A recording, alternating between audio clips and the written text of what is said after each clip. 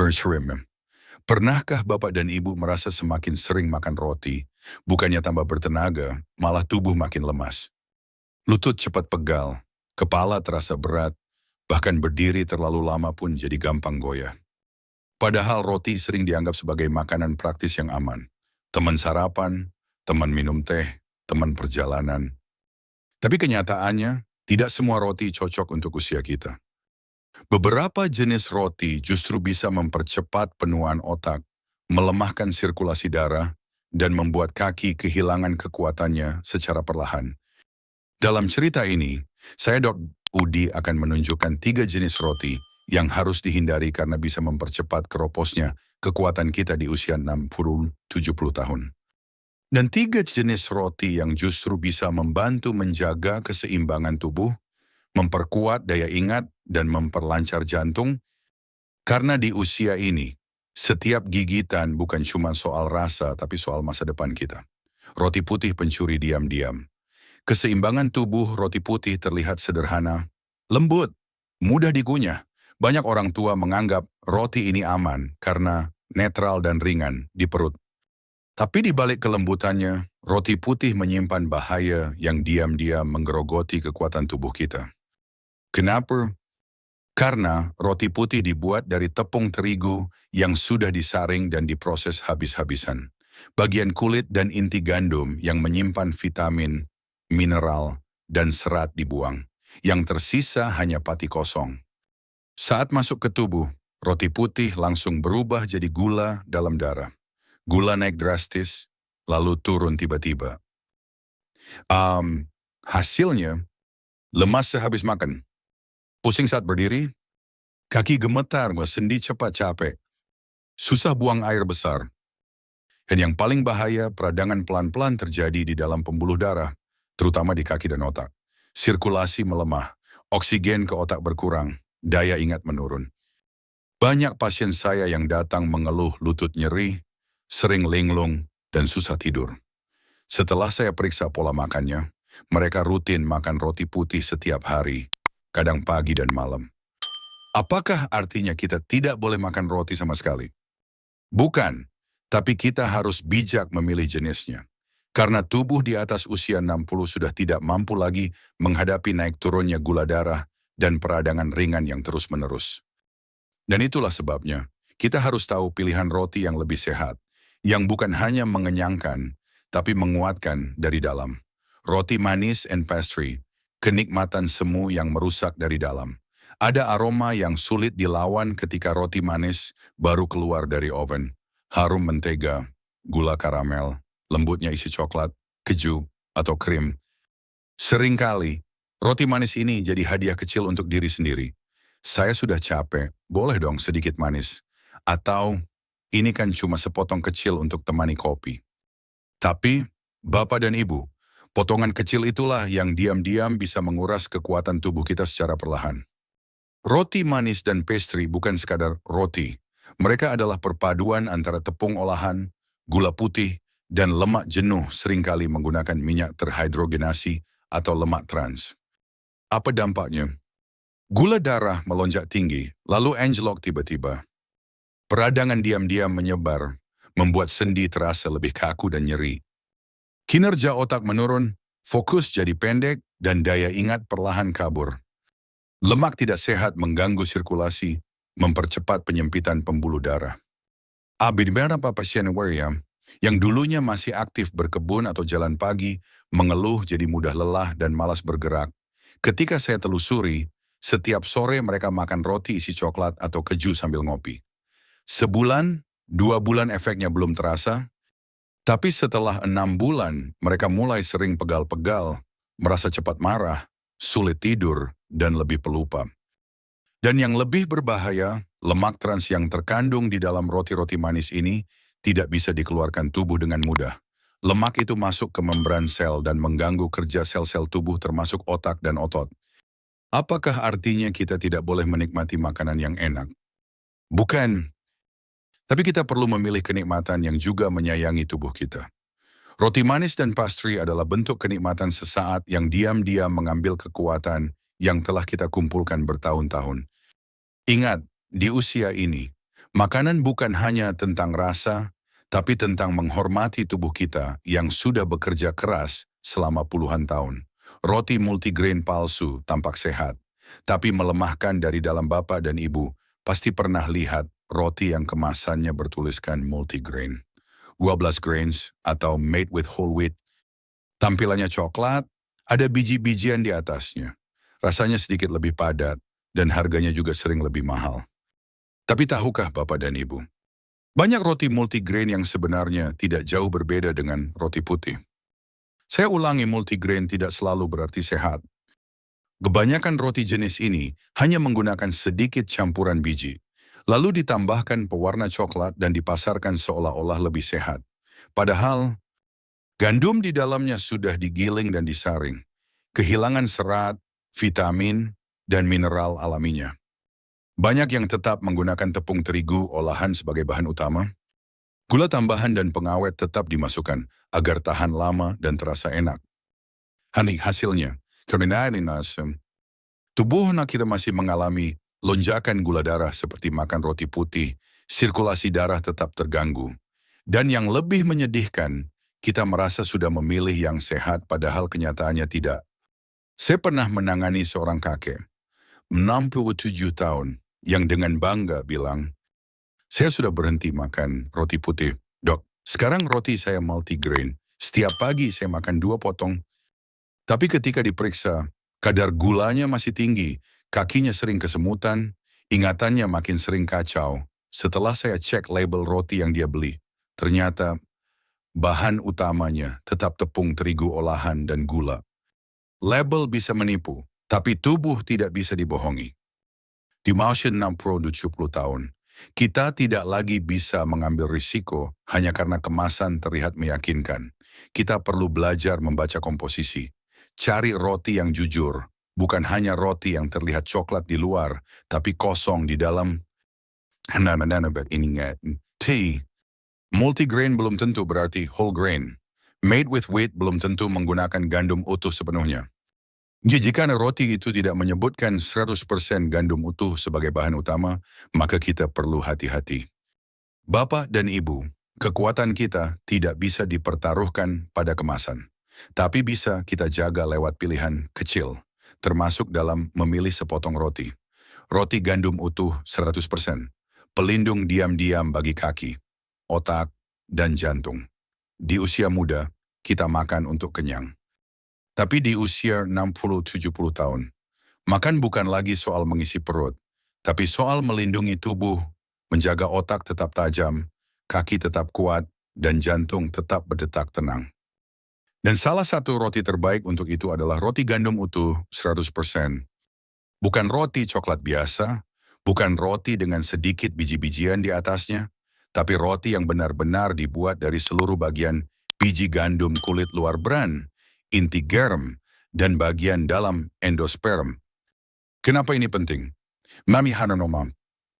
Karena di dalam ketiga bagian biji itulah tersimpan kekayaan alami yang sangat dibutuhkan tubuh lansia. Serat yang membantu mengontrol gula darah dan memperlancar pencernaan. Vitamin B kompleks yang menjaga energi dan fungsi otak. Magnesium dan kalium yang membantu menjaga tekanan darah. Antioksidan yang melawan peradangan dalam tubuh. Setiap irisan roti ini bukan hanya mengenyangkan, tapi seperti memberi tubuh kita tenaga yang tahan lama tanpa naik turun drastis. Rasa kenyang yang alami tanpa perlu ngemil lagi. Rasa ringan di perut karena pencernaan lebih lancar. Otak yang lebih jernih karena gula darah lebih stabil. Saya pernah bertemu dengan seorang nenek, 70 tahun, yang awalnya sering merasa pusing saat berdiri. Ternyata setiap pagi beliau sarapan dengan roti putih dan teh manis. Setelah saya sarankan mengganti dengan roti gandum utuh 100% dan sedikit alpukat, hasilnya mengejutkan. Saya sekarang bisa bangun pagi tanpa merasa limbung. Dan buang air besar juga jadi lebih lancar, Dok, katanya. Hal kecil, tapi berdampak besar. Dan yang perlu diingat, bukan semua roti coklat adalah roti gandum utuh. Cari label yang menuliskan 100% whole grain, 100% gandum utuh. Bahan pertama di label whole wheat flour, tepung gandum utuh.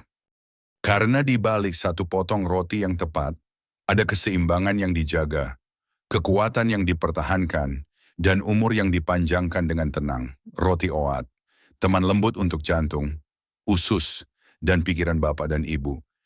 Di usia 70 tahun, kekuatan sejati bukan hanya soal otot besar atau langkah cepat, tapi soal keseimbangan, ketenangan pikiran, dan tubuh yang tetap mau diajak bergerak tanpa rasa takut atau lemas. Dan salah satu makanan yang bisa membantu menjaga itu semua adalah roti yang sederhana, lembut, dan menenangkan. Rochwat, roti ini tidak terlalu terkenal, tidak sering muncul di iklan atau promosi, tapi kekuatannya tersembunyi di dalam serat larut khusus bernama beta-glucan, yang terbukti menurunkan kolesterol dan menjaga jantung tetap sehat. Dan bukan hanya itu, roti OAT yang dibuat dari OAT utuh dan campuran tepung gandum utuh juga memiliki manfaat luar biasa, menjaga kadar gula darah tetap stabil, membantu menjaga berat badan tetap ideal, meningkatkan kesehatan usus, sehingga tubuh lebih kuat melawan penyakit, memberi energi tahan lama, bukan energi yang cepat naik lalu langsung turun. Saya pernah merawat seorang ibu berusia 58 tahun yang sering merasa lemas setiap sore. Beliau merasa tidak bertenaga walau sudah makan cukup. Setelah saya ubah sarapan dan snack sore, beliau menjadi roti OAT dengan sedikit selai kacang alami. Dalam waktu 2 minggu, beliau berkata, "Sekarang sore saya tidak ngantuk lagi. Saya malah sempat menyiram tanaman sendiri sampai maghrib." Itulah keajaiban dari makanan yang mendukung tubuh, bukan membebani. Selain itu, serat dalam OAT memberi makan bakteri baik dalam usus yang sekarang sudah terbukti punya hubungan erat dengan fungsi otak, serma for the submission, mood perasaan tenang atau cemas, daya tahan tubuh secara keseluruhan. Dan satu hal lagi yang sering saya tekankan pada pasien lansia, makanan yang sehat bukan harus keras, hambar, atau mahal. Roti OAT memiliki tekstur lembut, rasa netral, dan bisa disantap dengan topping favorit seperti irisan, derisoris irisan alpukat, telur rebus, seframe na summersons, yogurt tanpa gula. Setiap potong roti OAT bukan hanya memberikan tenaga, tapi juga menghadirkan rasa nyaman, rasa tenang, dan pengingat bahwa hidup sehat bisa dimulai dari hal sederhana. Roti sourdough, roti fermentasi yang menyembuhkan dari dalam bapak dan ibu. Ada makanan yang tidak dibuat dengan tergesa-gesa, tidak dikejar waktu, tidak dibuat untuk tahan lama di rak toko, tapi dibuat dengan kesabaran, fermentasi alami, dan sentuhan alam. Itulah roti sourdough, roti asam alami, yang justru menyimpan kekuatan penyembuh di balik rasa asamnya yang khas. Sourdough bukan roti biasa. Dibuat dari campuran tepung dan air yang dibiarkan berfermentasi oleh ragi dan bakteri alami. Roti ini melalui proses lambat, tapi dalam kelambatannya justru terbentuk manfaat luar biasa. Satu, mudah dicerna fermentasi alami mengurai gluten dan zat penghambat penyerapan mineral seperti asam fitat. Ini membuat nutrisi seperti kalsium, zat besi, dan magnesium lebih mudah diserap oleh tubuh lansia.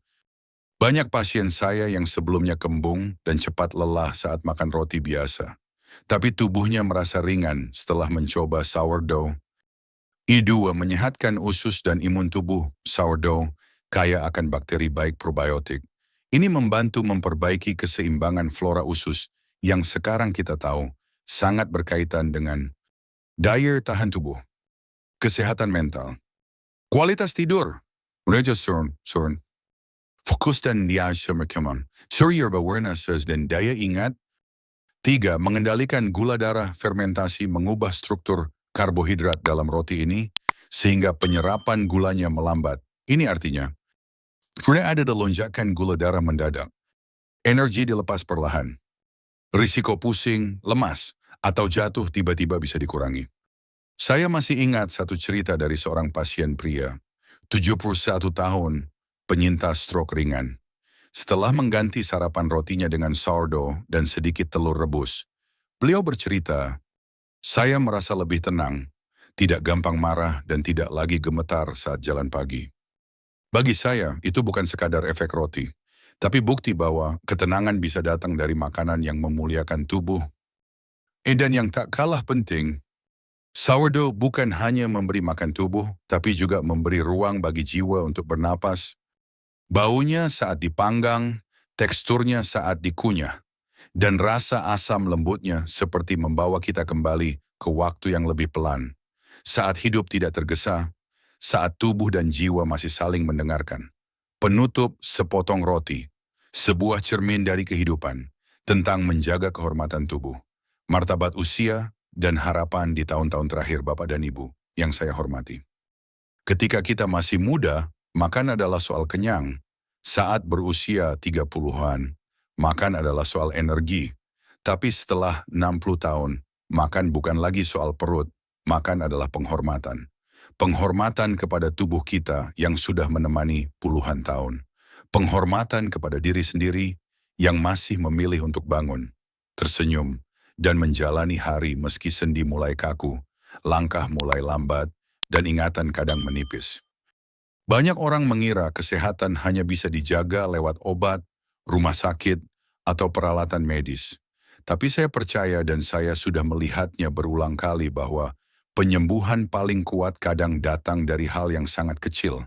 Satu potong makanan yang tepat, satu tegukan air yang bersih, satu kebiasaan yang dijaga setiap hari. Dan hari ini masih kita bicara tentang roti, roti, makanan yang tampak sederhana, tapi diam-diam menyimpan dua wajah. Di satu sisi ada roti putih, roti manis, dan multigrain palsu, yang kelihatannya aman, yang terasa enak, tapi sebenarnya menyusup pelan-pelan, mempercepat peradangan, memperburuk sirkulasi, dan melemahkan kaki serta daya pikir. Di sisi lain, ada roti gandum utuh, roti oat, dan roti sourdough, yang mungkin tidak menarik di mata iklan, tidak manis di lidah, tapi justru memperkuat akar kehidupan kita jantung yang berdetak tenang, usus yang bekerja baik, otak yang tetap jernih, dan langkah yang tetap stabil.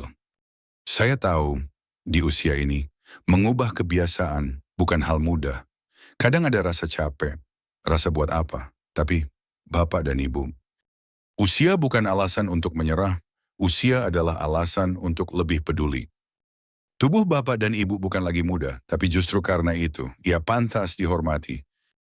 Karena itu bohong, sindom, sudah membawa kita bekerja, mengasuh anak, menemani pasangan, melewati kesulitan. Sudah menangis, tertawa, jatuh, bangkit, dan tetap berdiri sampai hari ini. Tubuh ini bukan lemah, tubuh ini hanya lelah, dan sedang minta dirawat dengan penuh kasih. Dan perawatan itu kadang datang dari hal sederhana seperti memilih roti yang benar. Saya pernah merawat seorang bapak, 72 tahun, pensiunan guru. Ia datang dengan keluhan pusing, mudah marah, susah tidur, dan kaki sering kram. Saya cek pola makannya, roti putih tiap pagi, bolu manis sore hari. Kami ubah perlahan roti gandum, lalu oat, lalu sourdough. Tak perlu obat macam-macam, hanya kesabaran dan keinginan untuk kembali menghormati tubuhnya sendiri. 2 bulan kemudian, beliau tersenyum saat kontrol dan berkata, "Saya pikir saya sudah tua dan harus pasrah, tapi ternyata tubuh saya masih bisa membaik. Yang penting saya rawat dia dengan tulus." Barinan with Sir Benny Berwahanan paman besar sering dimulai dari langkah kecil, satu roti yang baik, satu gelas air putih, satu keputusan untuk tidak menyerah pada usia, tapi justru memperkuatnya. Saya, Dr. Udi, hanya bisa membagikan pengetahuan, tapi keputusan untuk menghargai tubuh Bapak dan Ibu hanya bisa datang dari hati Bapak dan Ibu sendiri. Saya tahu hari-hari ini tidak selalu mudah. Ada rasa sendiri, ada rasa kehilangan, ada masa lalu yang sulit dilupakan. Tapi selama napas masih ada, selama kita masih bisa memilih, masih bisa menoleh ke cermin dan berkata, "Saya nama itu, lebih nami dalam masyarakat." Maka semua pertemuan terlambat. Karena memilih roti yang tepat bukan soal diet, tapi soal menyatakan kepada diri sendiri, saya pantas hidup sehat, saya pantas dihormati, saya pantas disayangi termasuk oleh saya sendiri. Dan dari lubuk hati saya yang terdalam, izinkan saya mengucapkan, terima kasih. Bapak dan Ibu telah memberi saya kepercayaan untuk menemani perjalanan kesehatan Anda. Saya akan terus bercerita, agar Bapak dan Ibu tidak hanya bertahan, tapi hidup dengan tenang, kuat, dan bermartabat. Dengan hormat, Dr. Udi.